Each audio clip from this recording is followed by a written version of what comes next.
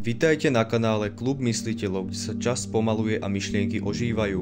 Toto je moje oficiálne prvé video na tomto kanáli, takže budem veľmi rád, ak zanecháš odber so zvončekom, aby si o ďalšie video neprišiel. Poďme teda spoločne na to. Nechaj ma hádať. Si osoba, ktorá toto video potrebuje vidieť. Osoba, ktorá má niekedy viacej otázok, ako by bolo vhodné. Otázky, na ktoré sa ťažko odpovedá, pretože odkrývajú niečo, čo ľudstvo odmieta poznať. Odpovede na tieto otázky sa ti ťažko hľadajú, pretože ostatní žijú svoj sen, ktorý je ich jedinou životnou pravdou. Kladenie otázok na nich pôsobí, ako keby si ich prebúdzal z nekonečného sna. Zo sna, kde majú všetko predostreté a hlavná postava neustále smeruje tým istým smerom. S klapkami na očiach, bez rozmýšľania, v neustálom zhone, s ťažkými životnými bojmi, krízami, ale slovo pravda je pre tých ľudí cudzie. Žijú vo veľkej lži. Lož je pre nich taká silná, že si ju chránia a obhajujú za cenu, že by ich to stálo aj život. Lži sa učíme už od narodenia. Naši rodičia a starší nám podsúvali rôzne vzorce, ktoré oni prevzali od svojich rodičov a predkov. A takto vzniká nekonečná špirála, ktorá sa šíri z generácie na generáciu. Najhoršie na tom je to, že keď sme sa učili rozprávať a slová sme do seba nasábali ako špongia, nerozlišovali sme, či sa jedná o pravdu alebo lož. Všetko sme brali za absolútnu pravdu. Neskôr sme začali k už naučeným vzorcom presvedčení zapájať aj naše kritické myslenie a rozum. Keď dospievame a náhodou niekto spochybní našu pravdu, automaticky zapájame ku slovám naše emócie, prostredníctvom ktorých vznikajú rôzne konflikty a nepochopenia. Moje tvrdenie je jediné, ktoré je pravdivé a ostatní sa mýlia. Týmito slovami si privlastňujete svoj názor a pravdu, ktorú zhmotňujete a máte pocit, že vám patrí. Dokonca aj vtedy, keď sa zamyslíte nad tým, či skutočne nemá pravdu druhý, tak budete si naďalej tvrdiť svoju pravdu, aj keď viete, že je to lož. Veľakrát, keď sa druhá osoba snaží obhájiť, tak ju ani nenecháme dopovedať, prípadne sa tvárime, že nás jej slova zaujímajú, ale namiesto toho už si v hlave predstavujeme, ako začneme používať svoje slova. A tu sa javí náš najväčší problém. Nedokážeme uznať svoju chybu a vypočuť si druhého. Snažíme sa súdiť, porovnávať, veciam pripisovať význam a to vytvára peklo na zemi. Už ste zažili takúto situáciu? Sedíte v triede alebo s partiou kamarátov vonku a začnú sa rozoberať témy o živote. Vy spomeniete, že vás baví filozofia a psychológia, rozprávate im o svojich poznatkoch a zachádzate do detailov a tam sa všetko začína rozpadať. V miestnosti začína byť dusná atmosféra, zrazu vás postihol zvláštny pocit, cítite úzkosť a všímate si, ako sa ich zvedavé tváre menia na odpor, znechutenie a čakajú na to, kedy sa budú môcť k téme vyjadriť. Lenže jeden z nich už to ale nevydrží a preruší vás. Hej, to čo rozprávaš, nedáva to žiadny zmysel.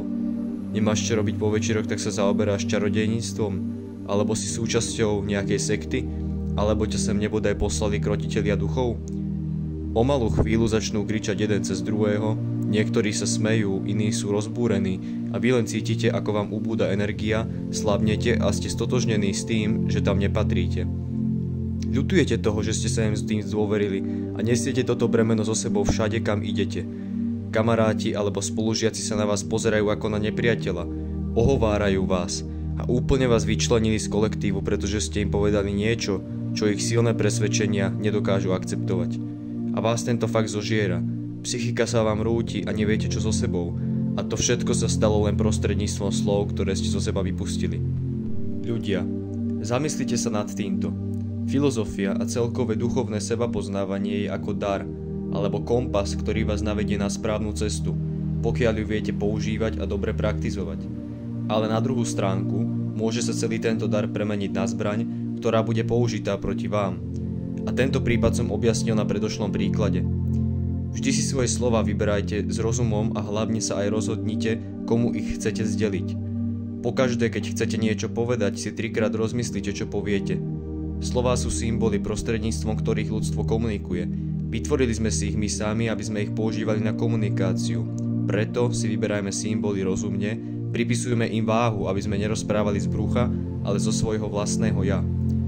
Nepoužívajte ich proti sebe, pretože je to najhoršie, čo môžete pre seba spraviť. Slovo je energia, ktorá vychádza z vašich úst. Keď sú vaše slová negatívne, hovoríte z neistoty, zo strachu z odmietnutia, prípadne používate prázdne slova, tak vaša energia ubúda. A tu zohráva vaša energia väčšiu rolu, ako ste si možno mysleli. Zažili ste niekedy životnú skúsenosť, že sa vám vo všetkom, čo ste robili, nedarilo? Cítili ste sa, ako by bol celý svet proti vám. Boli ste vytočení, na každého ste nakričali, prípadne ste nemuseli povedať ani slovo a ostatní vás ignorovali alebo vytvárali konflikty. Alebo ešte druhá životná skúsenosť, ktorá sa vám dúfam opakuje častejšie ako tá prvá. Cítili ste sa šťastní, ku všetkým ste boli empatickí, autentickí, otvorení a boli ste sám so sebou spokojní. Ľudia s vami začali nadväzovať kontakty, všímali ste si rôznych náhod, celý svet vám prijal a vy ste sa cítili, ako by ste boli hlavnou postavou svojho príbehu a zároveň aj autorom. Možno vás prekvapí, keď vám poviem, že je to pravda. Vy ste svojím autorom a hviezdou svojho života. Vy sa vedome rozhodujete, ako bude váš život vyzerať. Vy nalaďujete svoju vnútornú energiu a vy ste zodpovední za svoje konania, nikto iný. Ako hovoril najslavnejší psychológ 20. storočia Carl Jung, ktorý zasvetil celý svoj život pozorovaním ľudí a samého seba, svet, ktorý vidíme vonku, je odrazom toho, čo je vnútri nás. Tento výrok má absolútnu pravdu a všíma si to aj na mojich vlastných životných skúsenostiach. Veľakrát sa mi stalo, že som mal dobrý deň, bavil som sa s kamarátmi, smiali sme sa, len že zrazu som sa vytočil na nejakej maličkosti, pripisoval som jej váhu a moja energia sa zrazu zmenila. Okolie si to začalo hneď všímať a ja som cítil v sebe akúsi neistotu, napätie alebo pocit, že ostatní ľudia vidia do mojej hlavy. Každý si ma prestal všímať, ja som sa utiahol a cítil som, že som pod tlakom. Neustále energetické napätie a vzbúra proti realite spôsobilo ďalšie a ďalšie krízy, nad ktorými by som sa za bežných okolností ani nepozastavil.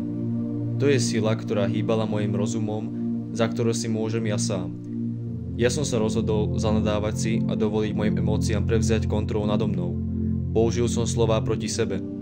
Som neschopný, neustále mám smolu. Takýmto štýlom to v živote nedotiahnem ďaleko.